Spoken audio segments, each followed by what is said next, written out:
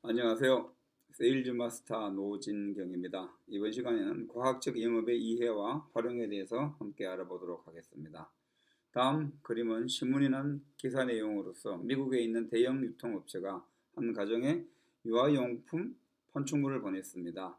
그 대상은 그 가정에 있는 고등학생 딸이 수신자였고 그 내용을 본 아버지가 화를 내는 장면이었습니다. 즉 대형 유통업체에서는 그 가정에 있는 고등학생 딸이 그동안의 구매 패턴을 기준으로 그 여학생에게 새로운 판촉물을 보냈던 것이죠. 그 내용을 보고 내 딸에게 임신을 부추기는 거냐 하는 내용으로서 아버지가 화를 내는 장면입니다.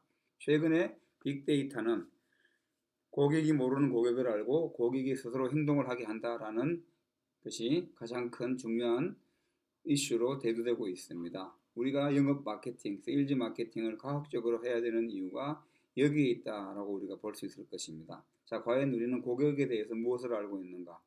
그리고 그 아는 것을 어떻게 활용할 것인가 하는 부분들이 굉장히 중요한 포인트입니다.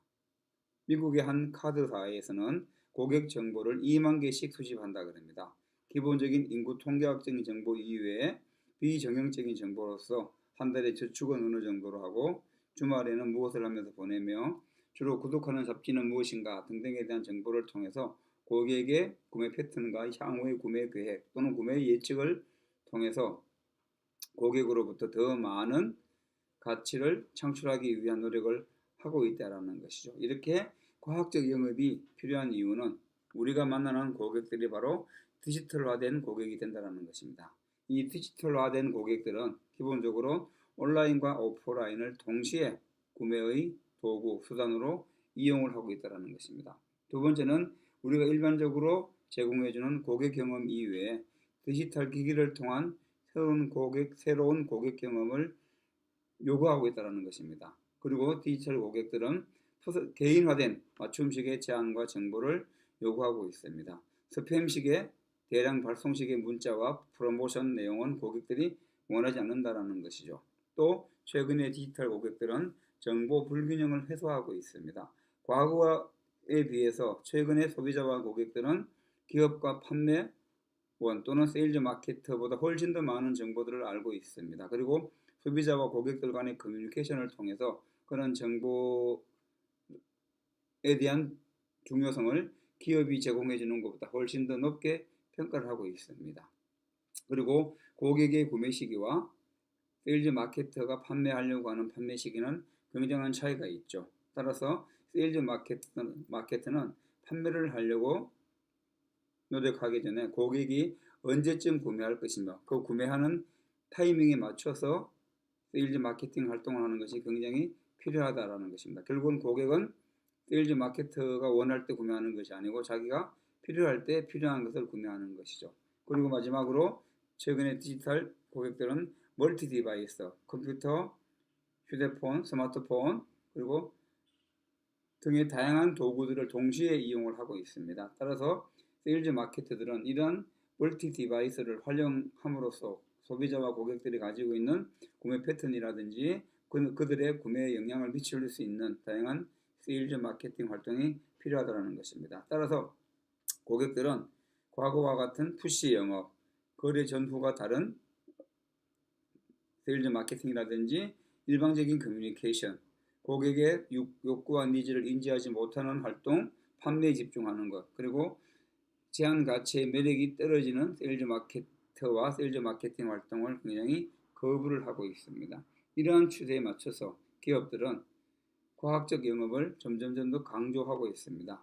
하나생명 같은 경우에도 다양한 분석 도구를 통해서 고객을 이해하면서 과학적 영업을 위한 도구와 또 그 분석 결과들을 실무에 현장에서 뛰고 있는 영업 실무자 즉 라이프 플래너들에게 제공을 하고 있다는 것입니다. 그 과학적 영업의 활용을 통한 성과를 보게 되면은 고객의 점수가 80점 이상인 경우에는 11.8%가 추가 가입률을 했지만은 고객의 점수가 40점 이하인 경우에는 0.3%의 가입률이 추가 가입을 하였습니다. 즉 고객의 점수가 40점 차이지만은 약 35배의 추가 가입률이 차이가 났다는 것입니다.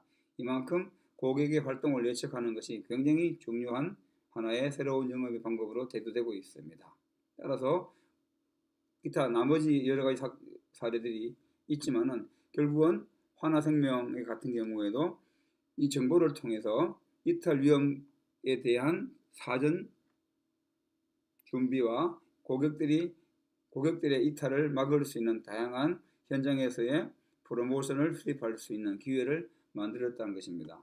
또 하나의 사례로서 현대 엘리베이터 같은 경우는 B2B 영업 파이프라인을 자동화를 통해서 영업의 기회 발굴부터 거래 성사까지 일사천리로 진행하는 세일즈 과학적 영업을 활동을 하고 있습니다.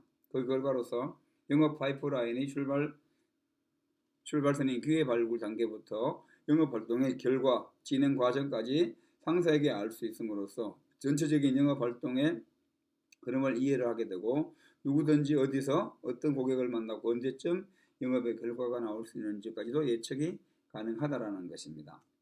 베인앤컴퍼니에서의 조사한 결과에 의하면 정권사를 대상으로 지점별 3배의 매출 차이가 났는데 이것은 영업 매뉴얼과 시스템 영업을 한 결과에 따라서 지점별로 3배 정도의 매출의 차이가 났다는 것입니다. 상위 20%에 포함되어 있는 영업 실무자들이 하위 20%보다 영업 매뉴얼과 시스템을 활용한 영업을 했을 때 10배의 매출이 향상되었다는 결과도 보여주고 있습니다.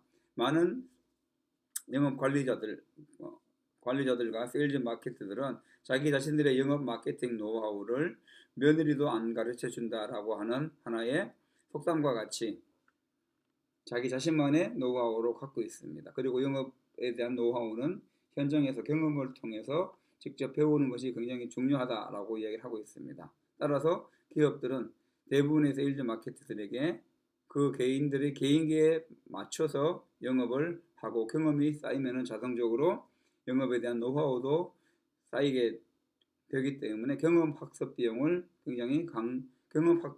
통한 학습을 굉장히 강조를 많이 하고 있습니다. 하지만 실제로 과학적인 통계를 가지고 보면 은행에서 세일즈 노하우를 공유했을 때 어떤 결과가 나오는가 결과를 우리가 확인할 수 있습니다.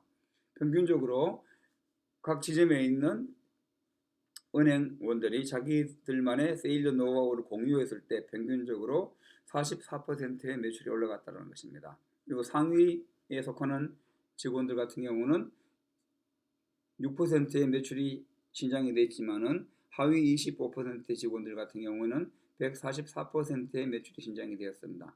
따라서 한 개의 영업의 은행 지점 내에 있는 직원들 간의 세일즈 노하우의 공유가 엄청난 지점의 경쟁력뿐만 아니고 은행의 매출에까지 영향을 미친다라고 볼 수 있습니다. 그래서 기업들은 비즈니스의 가치를 실현하고 고객 경험을 최적화하고 고객 유지 및 판매 수익을 증가하고 고객의 기대치 초과 달성을 위해서 영업과 관련된 모든 정보들을 통합 관리를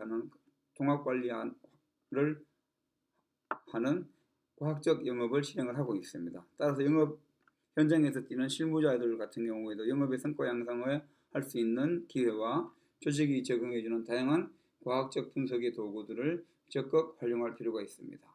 세일즈 마케팅의 성과는 효과성과 효율성으로 결정됩니다. 효과성은 일을 올바르게 하는 것이고 효율성은 투입 대비 산출의 효율을 높이는 것이죠. 이를 위해서는 세일즈와 과학이 일치가 되어서 새로운 세일즈 마케팅에서의 성과를 향상하기 위한 노력을 할 필요가 있을 것입니다. 따라서 마케팅적 기법을 통해서는 고객 발굴과 기회 발굴을 하고 세일즈 활동을 통해서는 상담과 계약을 받으며 고객 관리를 통해서는 고객 만족과 고객 유지 그리고 추천을 받을 수 있는 이 전체적인 활동을 이제는 세일즈와 마케팅이 구분해서 하는 것이 아니고 세일즈 마케터가 동시에 영업과 과학적 시스템을 활용함으로써 진행이 가능하다라는 것이죠.